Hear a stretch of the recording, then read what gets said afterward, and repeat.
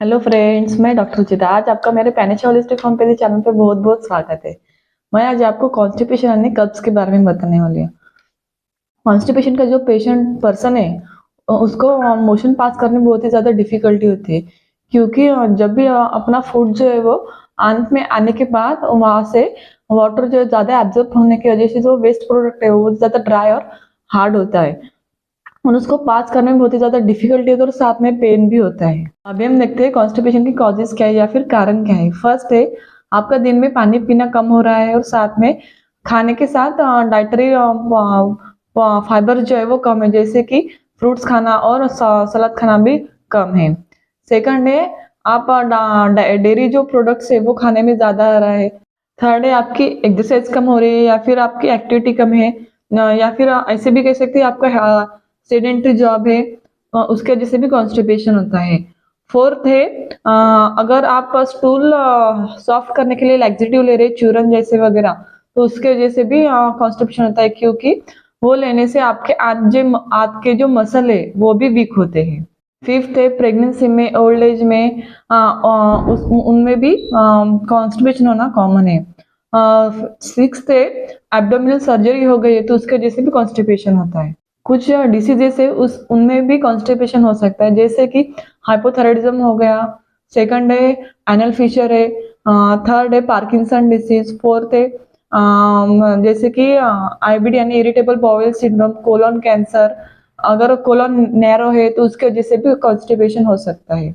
और लास्ट है liver disease में भी कॉन्स्टिपेशन हो सकता है। ऐसे कुछ मेडिसिन है कि उसके वजह से भी कॉन्स्टिपेशन होता है, जैसे कि एंटासिड जो हम एसिडिटी के लिए टैबलेट्स खाते हैं उसके वजह से।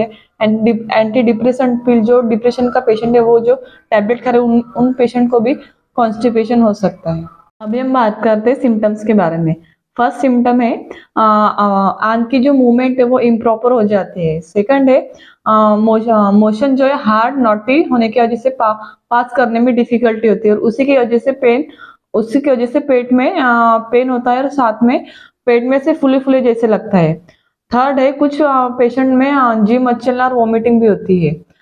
फोर्थ है पेट मोशन पास में होने की वजह से पेट पर यानी आंत की जो मसल है उन पे दबाव आता है। फिफ्थ है, जिस पर्सन को हिमोरेड और एनल फिशर हुआ है तो उस पेशेंट को कॉन्स्टिपेशन की वजह से मोशन करते टाइम ब्लीडिंग भी होता है।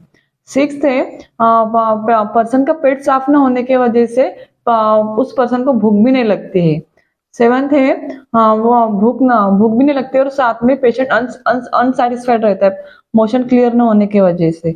और लास्ट है, ये कॉन्स्टिपेशन का जो पेशेंट है वो वीकली बहुत ही कम टाइम मोशन पास करता है। अभी हम देखते हैं डायग्नोसिस के बारे में।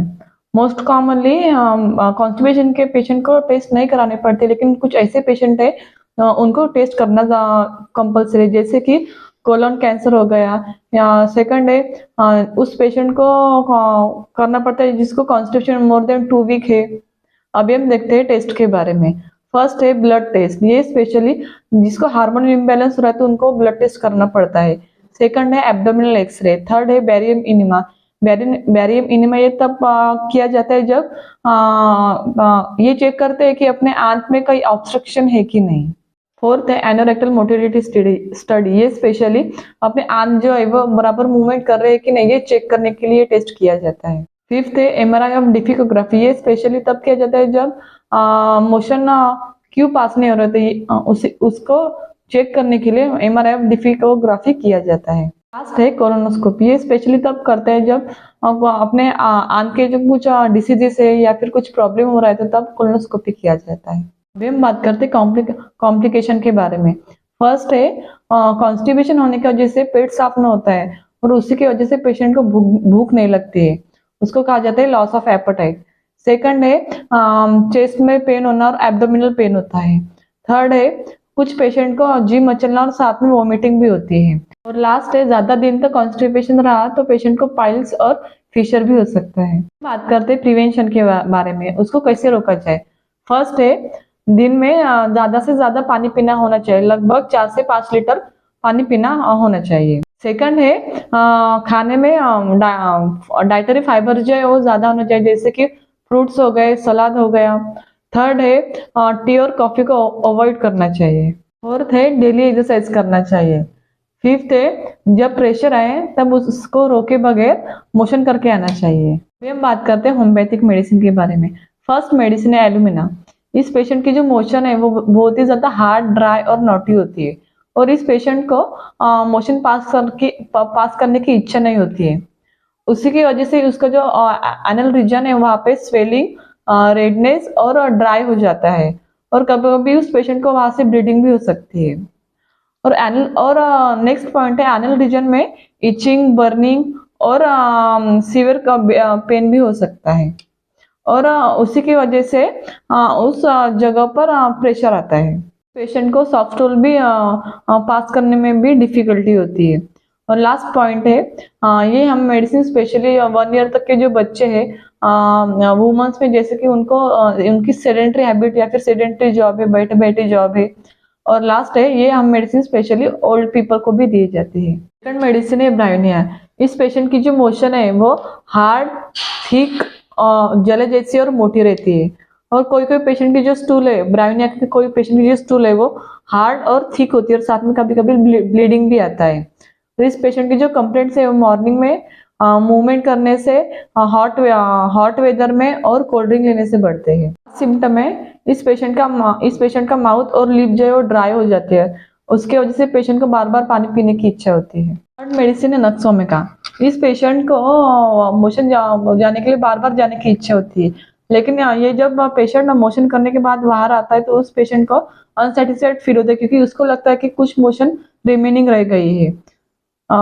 ये क्योंकि आज की जो मूवमेंट है इरेगुलर होने की वजह से होती है। कभी कभी इस पेशेंट को मोशन पास करने की इच्छा ही नहीं होती है और ये मेडिसिन हम तब दे सकते हैं जब कोई पेशेंट मोशन पास करने के लिए लैक्सेटिव्स ले रहा है और उसकी वजह से अल्टरनेट डायरिया और वो कॉन्स्टिपेशन हो रहा है, तो तब ये मेडिसिन हम दे सकते हैं। और लास्ट पॉइंट है ये हम मेडिसिन तब से दे सकते हैं जब पेशेंट को कॉन्स्टिपेशन की वजह से पाइल्स हो रहा है, तब ये मेडिसिन हम यूज कर सकते हैं। फोर्थ और लास्ट मेडिसिन है लाइकोपोडियम। ये मेडिसिन हम तब दे सकते हैं जब पेशेंट की जो मोशन है वो हार्ड, स्मॉल और पास करने में डिफिकल्टी होती है और उसके वजह से पेट फुले फुले जैसे लगना और पेट में गैसेस होते हैं। और लास्ट सिम्टम है इस पेशेंट को